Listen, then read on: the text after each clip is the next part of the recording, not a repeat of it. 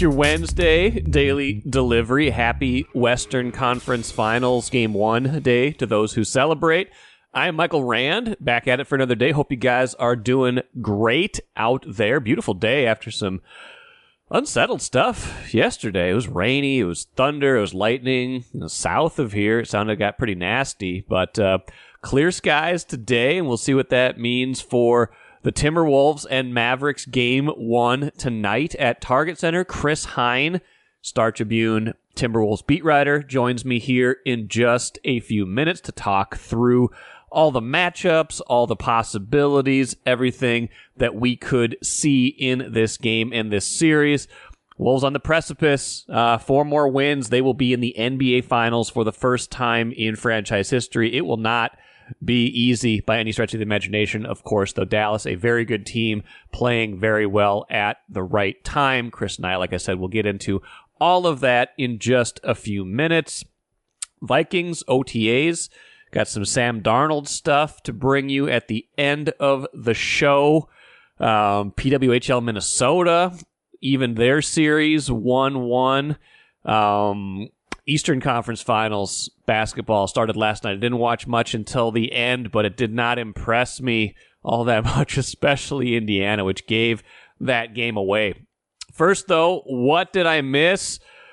The return of the Twins to the win column coincides with the dramatic return of the rally sausage. Now, this is funny. I was thinking yesterday morning after they lost their 7th straight game on Monday, I was thinking, where's the rally sausage in all this? I really was. It was such a big storyline during their 17-3 stretch where they were hitting well. They were rolling along, and it was like, okay, it's silly, right? Like a sausage isn't like doing some magical power to make them hit better, but so much of sports is belief. So much of sports is confidence.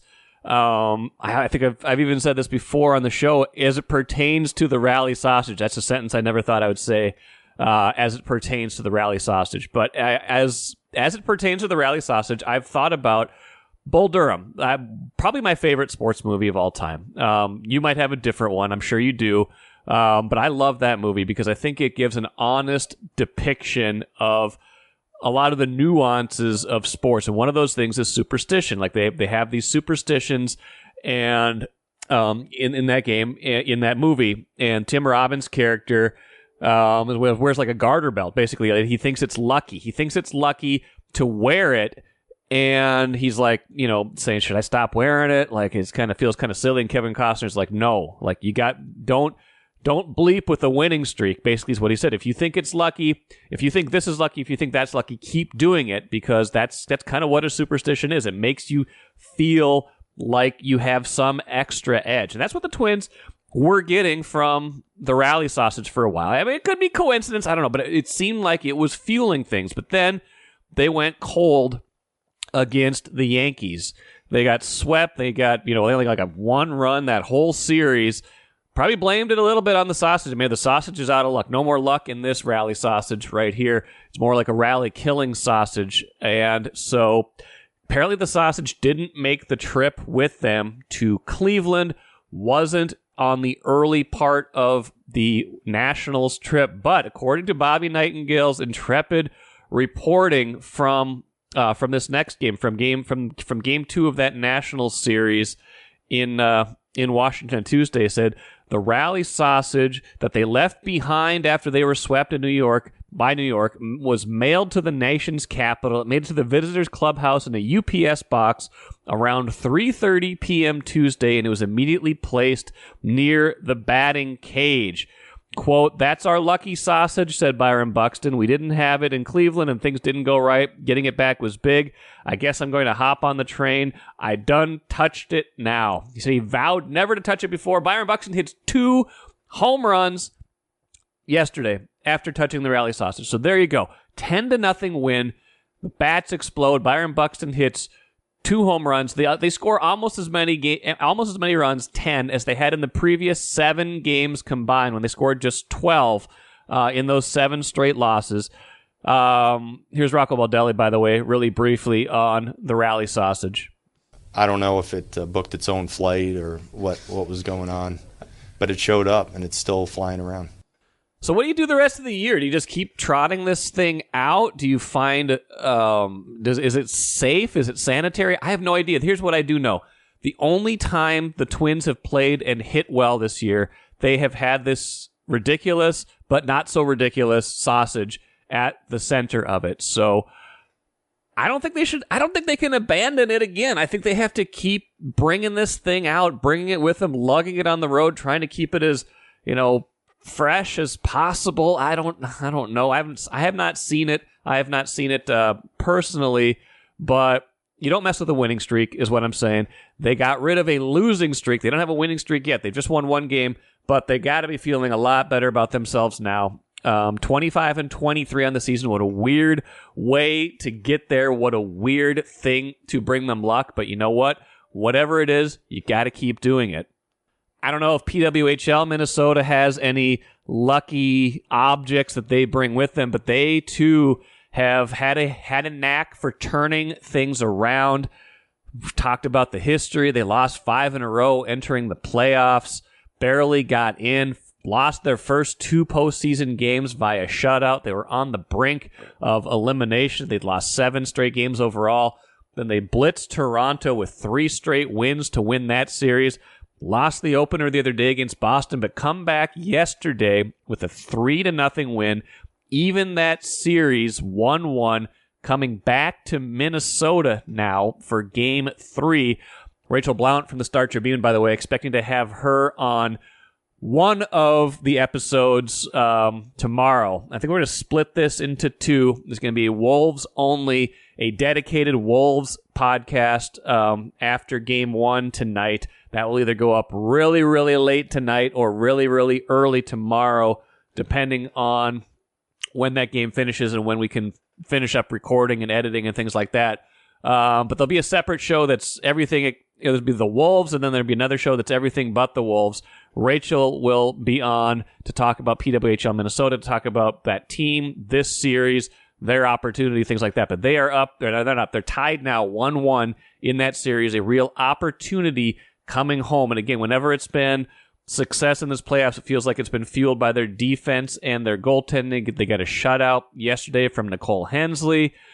She was in net. They have 2 excellent goaltenders, so it doesn't really matter who's in there. They are going to be in good shape. 1-1 in that series. Rachel and I will talk more about that on tomorrow's show, one of tomorrow's shows.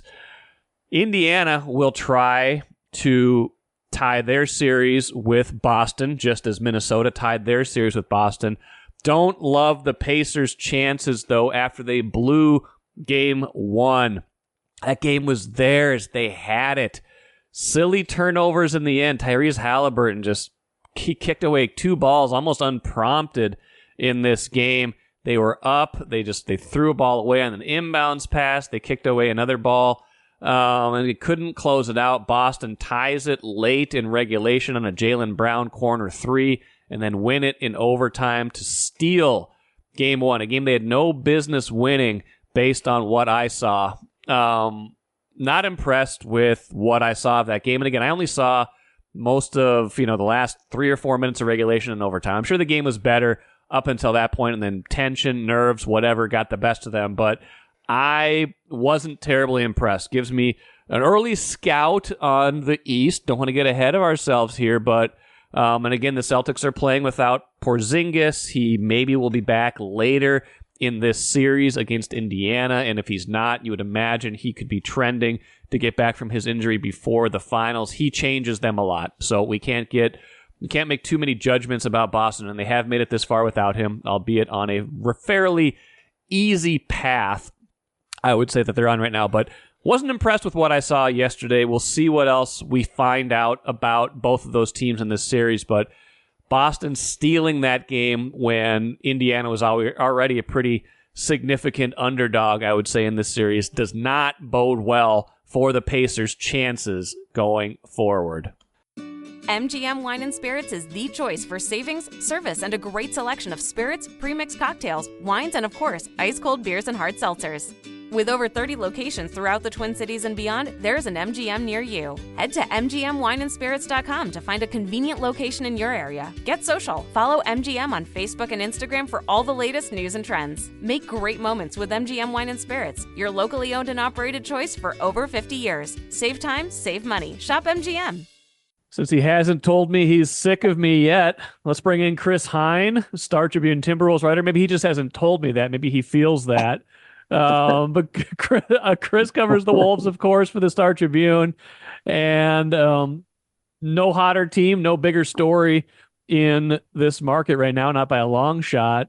Chris, Western Conference Finals start Wednesday night. And last time we talked, it was before Game 7 in Denver. Wolves, a 20-point comeback in that game. Maybe before we spin too far ahead to Dallas, which I want to spend most of my time on, what was it like to be in the building for that comeback? Did you have any sense? At what point did you think, yeah, okay, maybe this is happening?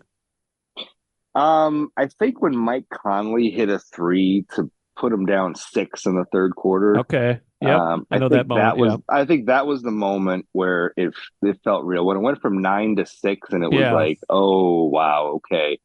This is happening right now. Like McDaniels had just made a 3 and then Conley made one, I think, is what happened. Yeah, they had their best stretch of shooting in the night during that. After they got down 20, like McDaniels, I think hit 2 threes in that stretch, and Conley hit another. And all of a sudden it went from 20 to 6 in like a heartbeat. It was crazy.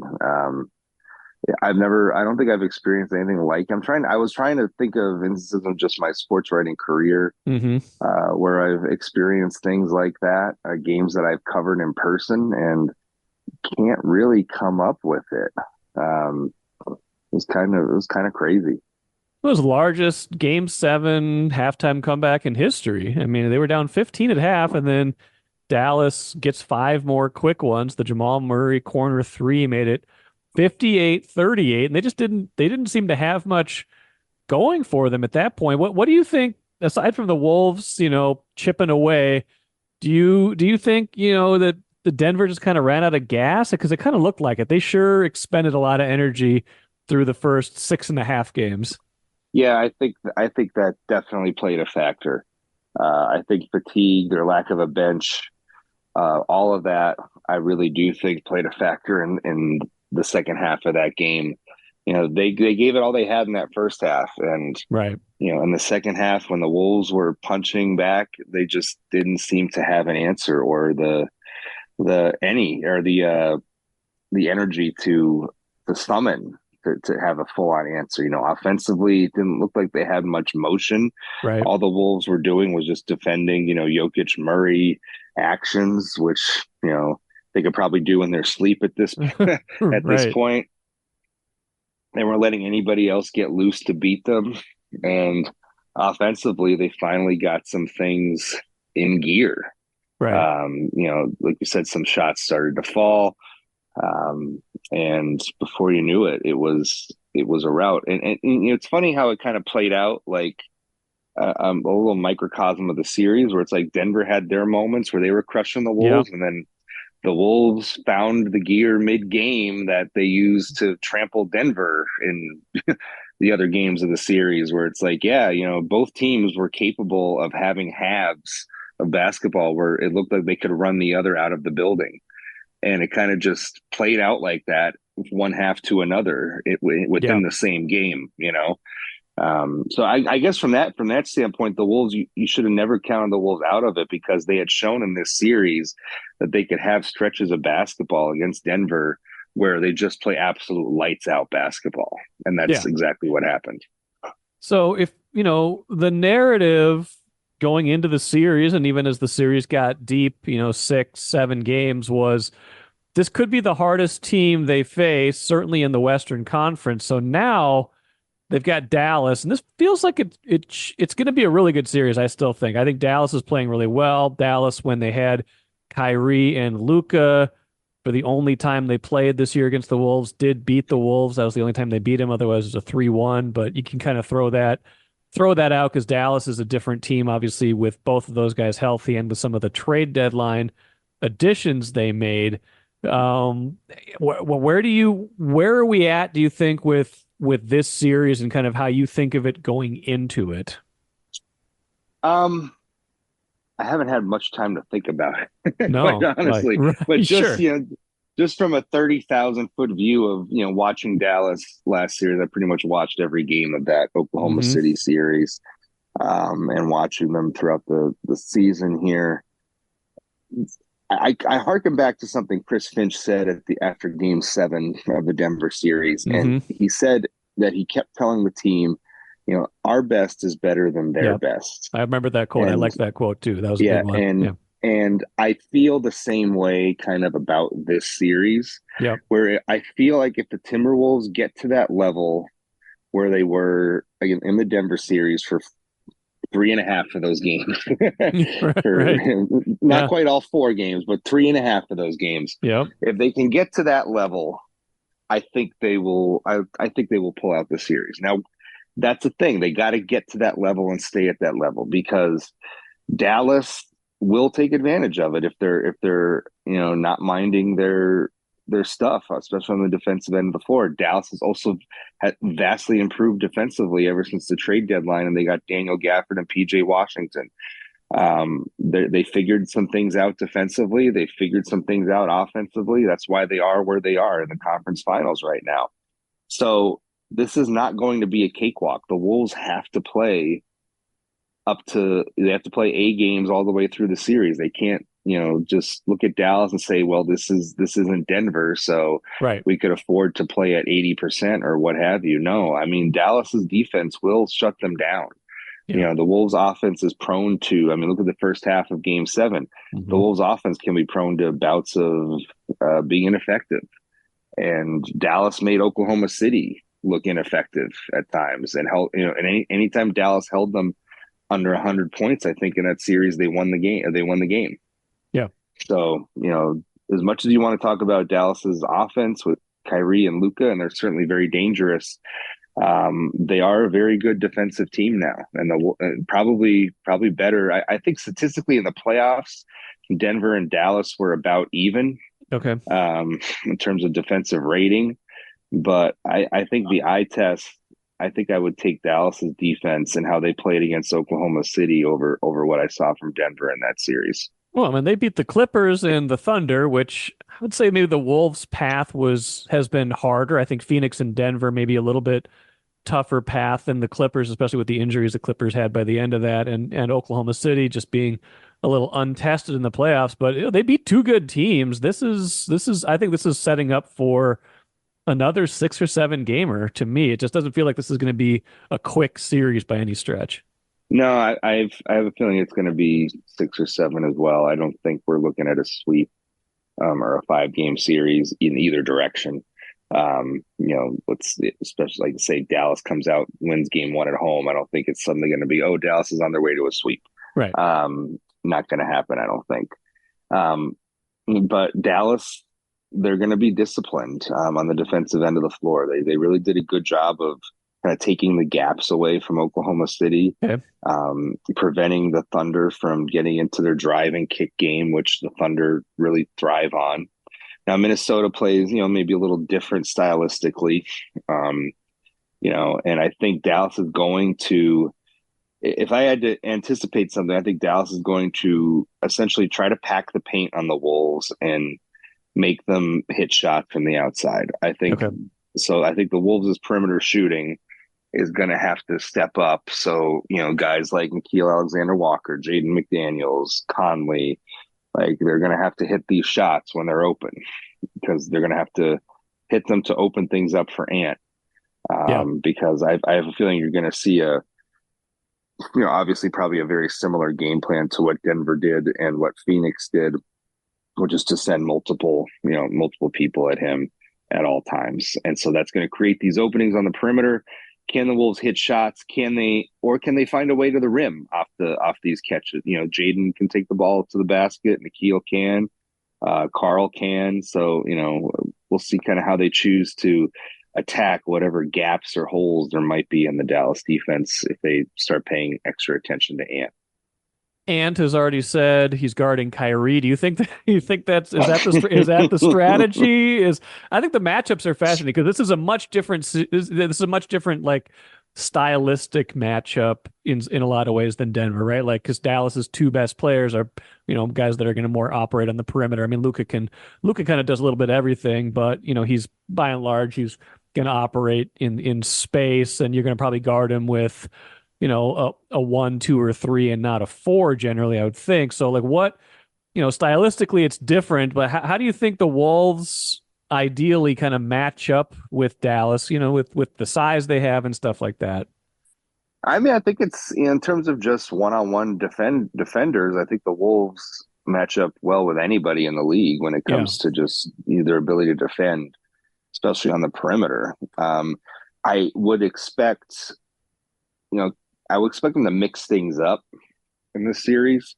I don't think Ant's going to be specifically guarding Kyrie at all times, or Jaden's going to be specifically guarding Luka Doncic at all times. I think Ant might switch on to Doncic at times too, because he has the physicality to kind of stick with Doncic when he starts to play physical.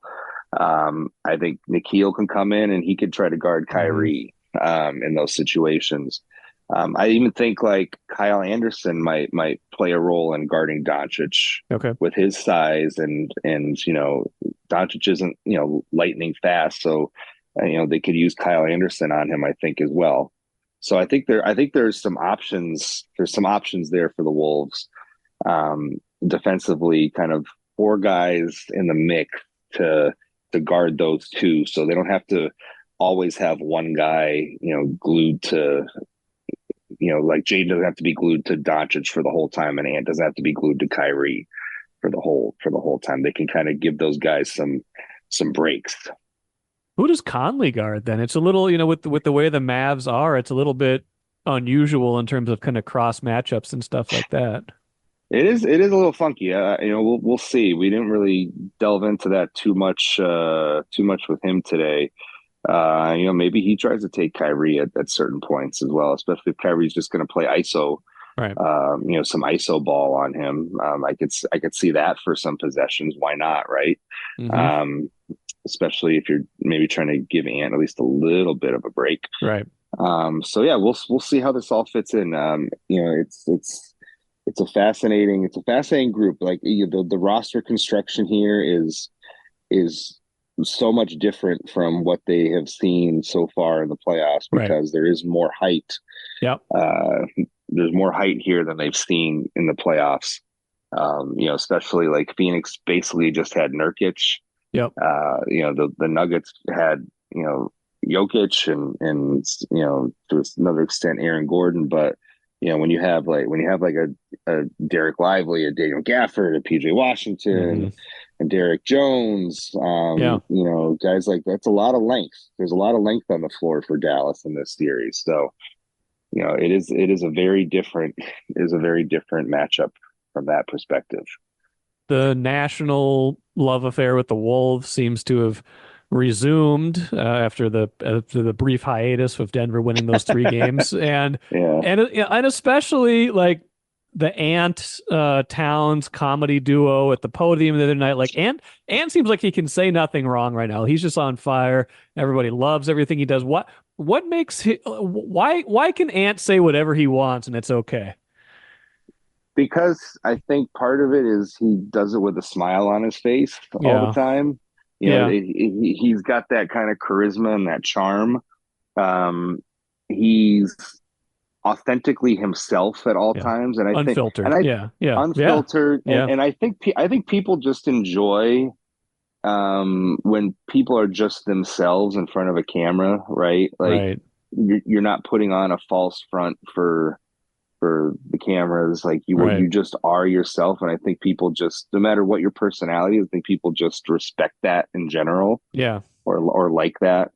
So I think it's a little bit of everything. He's just authentic, and all indications are like how he is in front of the camera is how he is behind the scenes too. And when the cameras aren't rolling, everybody kind of speaks about how he always comes in with a positive attitude, always is uplifting of his teammates, competitive, really competitive, but at the same time, goes about his business in a way that empowers those around him. And I think you can feel that energy coming from him when he's at the podium in these press conferences.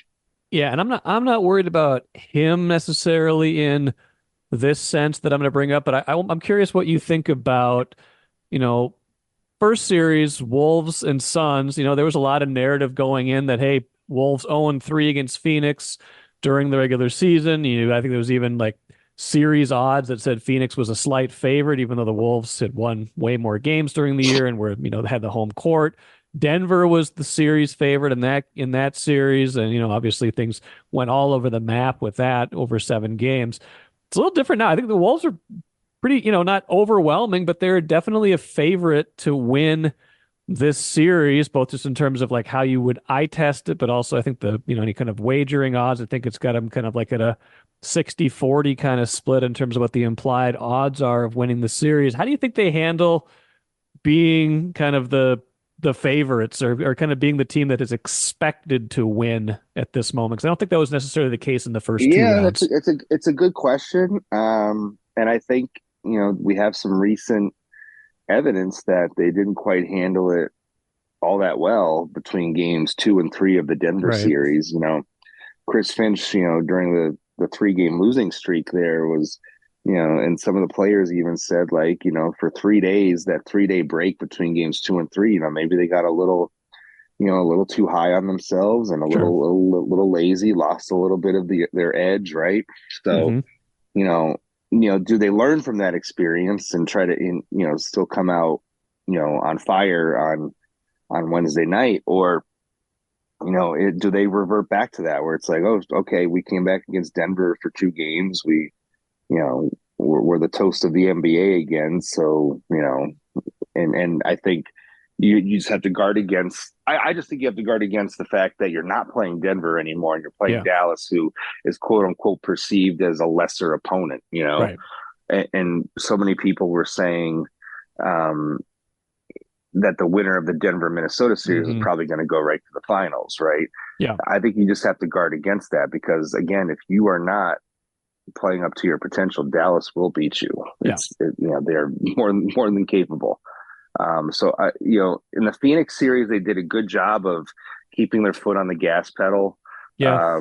In those games against Phoenix, or in Phoenix, especially games 3 and 4. Denver's a much better opponent than Phoenix, so they were able to obviously take advantage of the Wolves' lapses in focus and concentration, maybe. But I'm not expecting. I'm not sure. I should say what Wolves team is going to show up in terms of intensity and focus on Wednesday night. You'd like to think that they're going to come out fired up, but they're 5-5 at home in the last 3 years in the playoffs. Sure. So their home record is spotty in front of the crowd. So I'm not sure what to expect tomorrow night. I really don't. Yeah, I suppose in this postseason right now they're 5-1 on the road? Is that what it would be? They are, yes, 5-1 on the road. So that's a crazy stat. Yeah. 5-1 on the road. I mean, their home record's pretty good this year. They're 2-0, and then they were 3-2 at home this year at least. So it's a little bit better. But yeah, they've been a better. Yeah, I think they've looked just generally better on the road this year, and I think Finch has talked about that a little bit. You get away from home. You kind of like all you focus on is basketball. So it will be interesting to see what kind of focus they have. I think they've answered some of those questions along the way here, even if they did drift a little bit between games 2 and 3 of the Denver series and kind of lost some of that mojo. Some of that was just Denver playing a lot better and finding stuff. So I'm not as concerned about that as I might have been with past Wolves teams. I think part of that is their emotional maturity still fluctuates a bit, but it's much higher than it has been in the past. And I think Karl Anthony Towns is maybe a barometer of that in both how he's played and how he's reacted so far in this postseason. I think you hit the nail on the head. I think game 6 and 7 to me was a step up for this franchise and for this group as a whole. Sure. I wasn't sure that this group had that in them. Yeah. I really didn't. To come back from 3-2 against the defending champions 2 nights in a row or 2 games in a row and do what they did, I wasn't sure if they had that in them. And Carl as well. He is deservedly getting his flowers for how he played in those 2 games, and they are not here right now without him. No, absolutely. And you're right. Him and I think to another extent, Jaden McDaniels too is an emotional barometer for this team. Those 2 guys showed up in huge ways in game 6 and 7. Even when things weren't going well in game 7, they never let it bother them or get to their heads or let the officials get to their heads or what have you. And those 2 guys are were a huge reason why they were able to pull out, especially that game 7. Yeah. So I was, I don't want to say surprised is the word, but man, that's about as big of a challenge as you can get outside of maybe, facing a deficit in the finals. Sure. And having to win 2 games on the road, maybe to win it or whatever, 2 games in a row to win a championship. But staring down the defending champions and having to do that, what they did, truly impressive, and not something I would have thought they were capable of last year, at this time, but they really showed something. How about Jaden trying to bounce it to himself for a dunk with about 20 seconds left in that game 7? Yeah, he loves to do that from time to time. Youthful exuberance, right? Little. I remember at the end of the Phoenix game, cameras kind of caught him pointing Devin Booker off the floor. If you remember that, I don't remember that. I do remember the dunk try. He's basically going up to Devin Booker as time ran out in game 4 and saying, here's the exit, sir. Okay, please go this way. That doesn't bother me as much as trying to dunk in a 7-point game with 20 seconds left. Jaden also he did that. Also, somebody put the clip on YouTube or on Twitter. Yeah, because these moments of his were starting to go viral the last 24 hours. Somebody put a clip of him from the Utah game, the game where Ant had the big dunk over John Collins. Yeah. Jaden had a 3. Jaden shot a 3 at the buzzer in that game when the Wolves were up by like 8 or 9 or something like that. Okay. And he took a 3 right as the buzzer expired. He made it. Made it. Okay. And it drew some boos from the fans in Utah.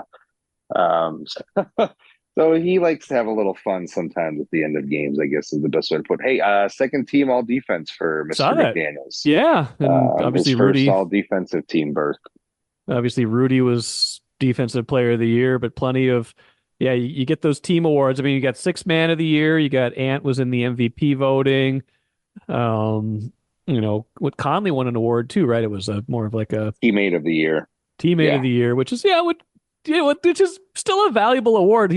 I think Royce referred to him as a gentleman, and I was like, that's about right. Like he's just you got this like court full of like guys that are just going at each other, and he's got Mike Conley over here, who's definitely a competitor, but it's just kind of like a little bit more of a gentleman. Yeah, it's a balance on this team. You have right. You have guys that run. I think you have a lot of guys that run really hot on this team sometimes. And even Mike Conley will tell you that, he's as competitive as they come.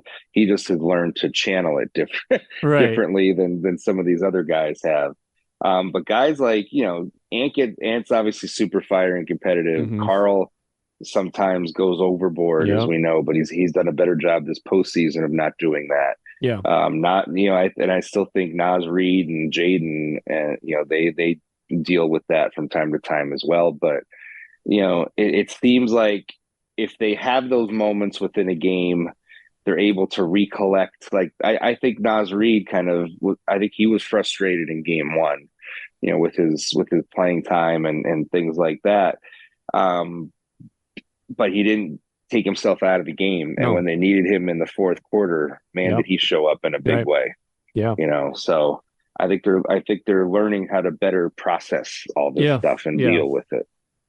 Final thing, Chris, you're not supposed to usually, I don't think, go from, hey, a couple of first round losses to the finals, but the path is there and they're playing at a level that can get them there. Do you think, is it happening? Are they doing this? Are they getting to the finals? I'm staying out of the prediction game. Yeah, you don't have to predict, but like, what's your sense? Like, they got it in them, right? They've got it in them. I think they have it in them because I think, Denver was such a huge test, and I don't see Dallas. What's the word? How do I want to phrase this?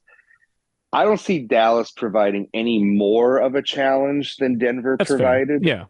Yeah. Yes. Maybe they're on the same level, right?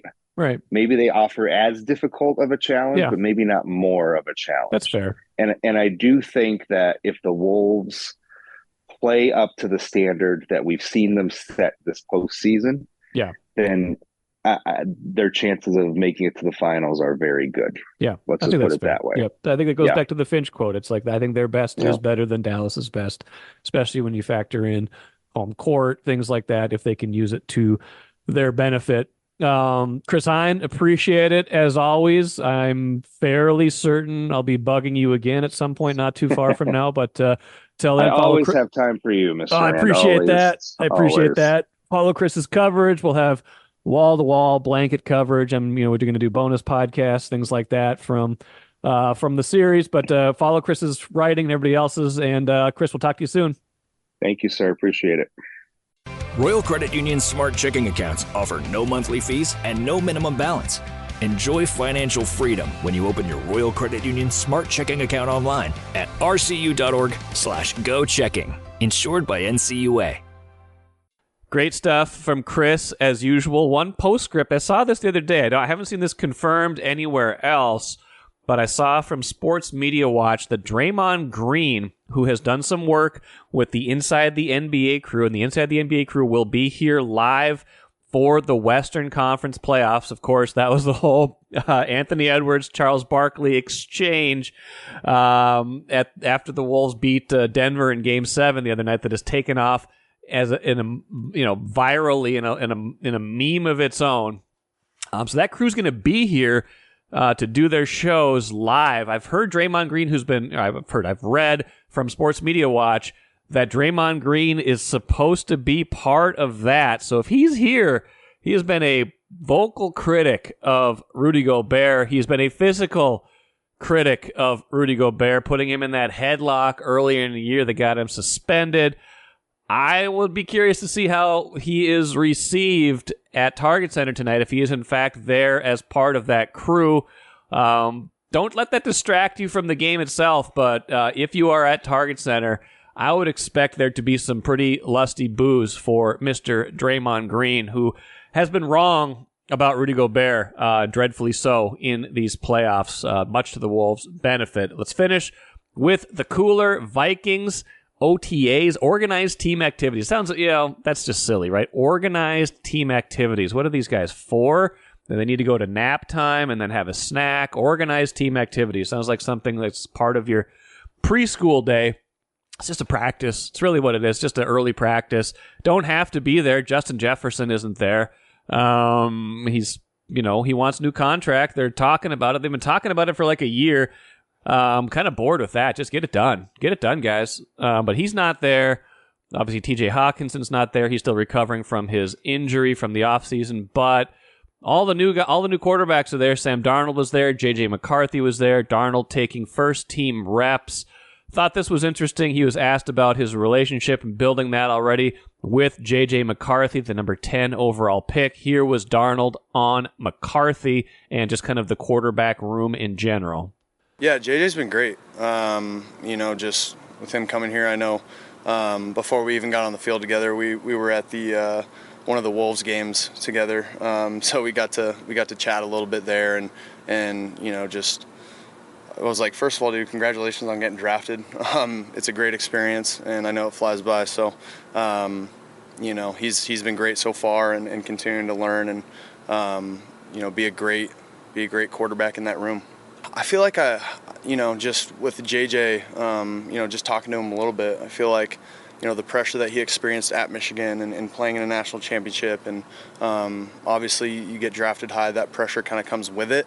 But it's, I feel like he's kind of already been there. He's felt that pressure a little bit before. Obviously, this is the next level. But, again, like any questions, anything that he's curious about, he's been asking me questions and I've been answering. So just going to continue to have that bond. Darnold obviously knows he is a placeholder. That doesn't mean he doesn't want to succeed, doesn't mean he doesn't want to hold on to the starting job for as long as it can be his. A pretty pivotal moment in his career, year 7. He's been here before. Like you said, he was the number 3 overall pick. He's been through this grind. He knows what it's like to have the burden of expectations. Probably didn't come into as good a spot with the Jets, and I can say, I'm not going to say probably, he didn't come into as good a spot with the Jets in 2018 as J.J. McCarthy comes into now, or even as Sam Darnold comes into now with the Vikings. But how these guys react, how they make the most of this, will tell a lot about the future of this franchise. So we will see how all of that plays out the rest of the year. That'll do it for me today. Like I said, it's going to be busy. Expecting to do bonus episodes off of almost all of these games. I don't know, game 3, maybe not, because it's Sunday night going into Memorial Day weekend. But almost all these other games, maybe all of them, depending on what happens, especially tonight and Friday. There'll be extra episodes, so listen for that. Everybody's got Wolves fever, and for good reason. This is quite a run they're on. This is an amazing time to be a sports fan in Minnesota, and I can't wait to talk about it tonight, probably with Chip Scoggins after Game 1. Until then, I am Michael Rand. Have a great rest of your Wednesday. We'll talk to you very soon.